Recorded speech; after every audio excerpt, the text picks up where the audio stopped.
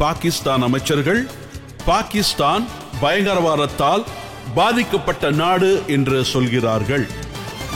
Arif sir, மீண்டும் மீண்டும் எல்லா அமைச்சர்களும் சொல்ற ஒரே வார்த்தை, அதாவது பயங்கரவாதத்தால நாங்க தான் பாதிக்கப்பட்டிருக்கோம். கடந்த ஒரு வருஷத்துல பயங்கரவாதிகளால 1000 முறை நாங்க தாக்கப்பட்டிருக்கோம். அதோட பாகிஸ்தான் அடக்குமுறைக்கு ஆளாக்கப்பட்டிருக்கு. அப்படி இருக்கும்போது பாகிஸ்தான் எப்படி பயங்கரவாதத்துக்கு ஆதரவு கொடுக்க முடியும்? அவங்க இந்த வார்த்தையை சொல்லும் போது, நாங்க தான் விக்டிம், நாங்க தான் பாதிக்கப்பட்டோம்னு சொல்லும் போது ஒரு பழைய பழமொழி உண்மையாகுது.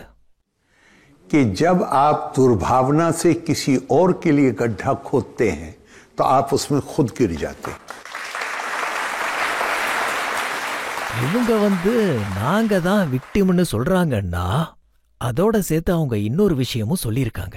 நாங்க அமெரிக்கா சொன்னதுனால நாங்க அதாவது குவாசா அசீஸ் சார் சொன்னதை கேட்டீங்களா? அதாவது 30 வருஷமா அமெரிக்கா சொன்னதை பின்பற்றி நாங்களும் இந்த கேவலமான பயங்கரவாதிகளை உருவாக்கணும்.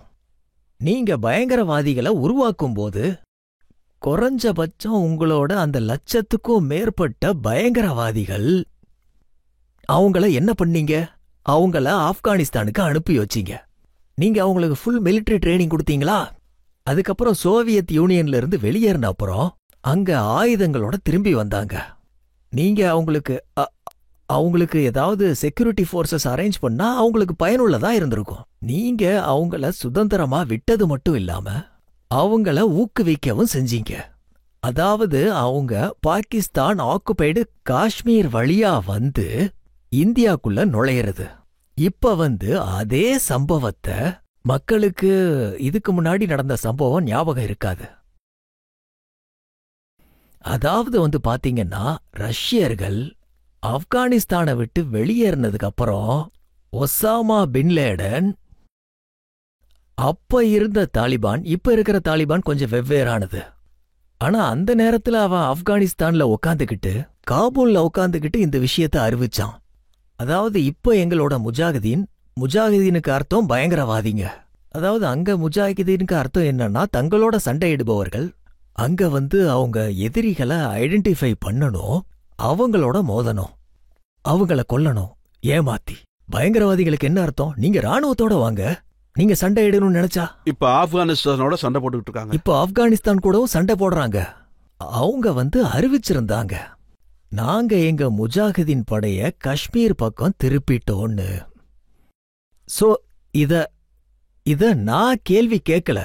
இத பாகிஸ்தானோட ரொம்ப பிரபலமான பத்திரிகையாளர், அவரு டெரரிசத்தை பத்தி ஒரு புத்தகமே எழுதியிருக்காரு. அவரு தன்னோட புத்தகத்துல எழுதியிருக்காரு, ஒருவேளை நீங்க விரும்பி இருந்தா இப்போ இவங்கள சிவிலைஸ்டா மாத்தி இருக்கலாம், அவங்கள பயங்கரவாதிகளா மாத்தி வச்சிருக்கீங்க.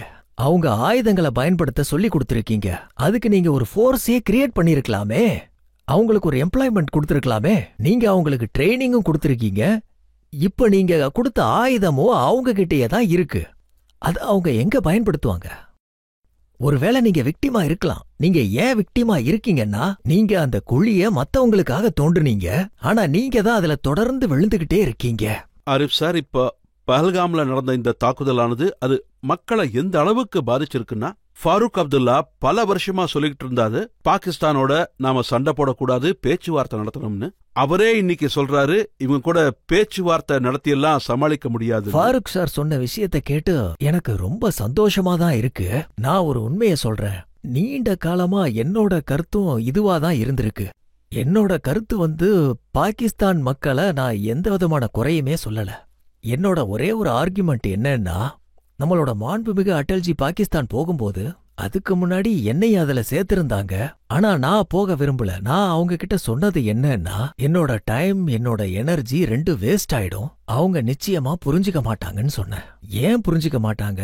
அங்க இருக்கிற மக்கள் புரிஞ்சுக்க மாட்டாங்கன்னு நான் சொல்லல. அது ஏன்னா ஆர்மியோட ஒரு பிரீமியம் பொசிஷன் அவங்க எப்ப நினைக்கிறாங்களோ அப்போ உலகத்துல நாடுகள் இருக்கு, அவங்க கிட்ட ஆர்மி இருக்கு.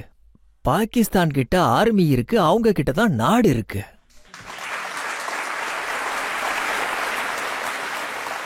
அவங்க அதை எப்படி வேணாலும் பயன்படுத்திக்குவாங்க. அவங்களோட இம்பார்ட்டன்ஸ் எப்படி பாக்குறாங்கன்னா, நம்மள இந்தியா முடிச்சு கட்டிரும், அதனால ஆர்மிய வலுப்படுத்துறது ரொம்ப அவசியம். இப்ப முறையா அது ஆபத்துன்னு உணர்ந்திருக்காங்க. அதாவது தெருக்கல்ல அவங்களுக்கு எதிரா மக்கள் போராட ஆரம்பிச்சிருக்காங்க.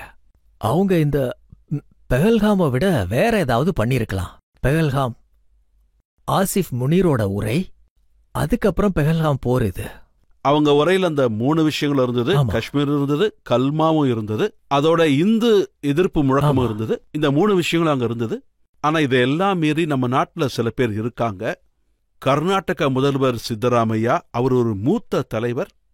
அவர் என்ன சொல்றாருன்னா, நாம பாகிஸ்தான் கூட பேசணும், சண்டை போடல எந்த பிரயோஜனமும் இல்லைன்னு. என்ன கேட்டா அவரு கர்நாடகாவை கையாண்டாலே போதும்னு தான் நினைக்கிறேன்.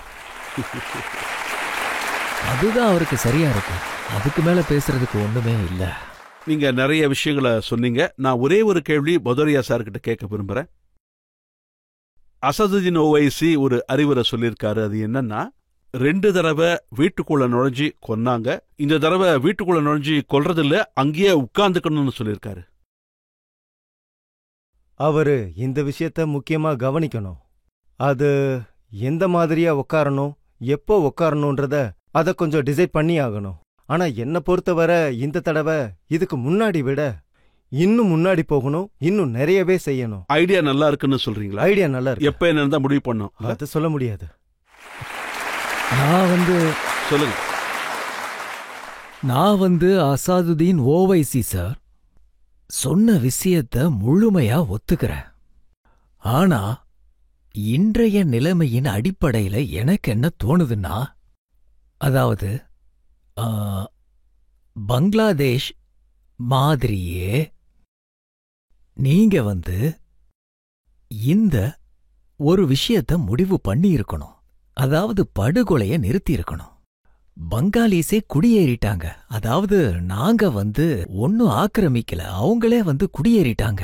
இன்னைக்கு பாகிஸ்தான்ல கூட அதே நிலைமைதான். அங்க இருக்கிற மக்களோட கோபம் ராணுவத்தின் மேலதான் ரொம்ப அதிகமா இருக்கு. ஆனா அவங்க தாக்குதலுக்கு பயப்படுறாங்க. ஏன்னா அவங்க தேர்ந்தெடுக்கப்பட்டவங்கள சிறையில போட்டுறாங்க. ஒரு சாதாரண மனிதனால என்ன செய்ய முடியும்? முதல்ல வெளியில இருந்து ஏதாவது ஒரு உதவி கிடைச்சா அவங்களுக்கு தன்னால சுதந்திரம் கிடைக்கும்னு எனக்கு தோணுது. இந்த தடவை அது கண்டிப்பா நடக்கும்.